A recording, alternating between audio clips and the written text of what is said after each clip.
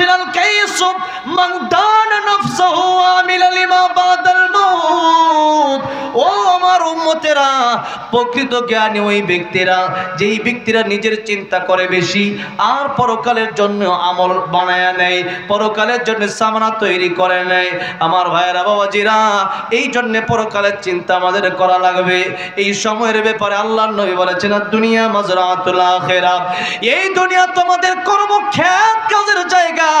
ধান খেতে যখন মানুষ ধান লাগায়, তখন এই ধান যখন লাগায় 3 মাস কষ্ট করে, বাকি 9 মাস ঘরে বসে বসে খায়। নবী বলেন উম্মতেরা রে, আর দুনিয়া মাজরাতুল আখিরাত, এই দুনিয়া তোমার কর্মক্ষেত, কাজের জায়গা, এখানে চাকরির জায়গা, ডিউটির জায়গা।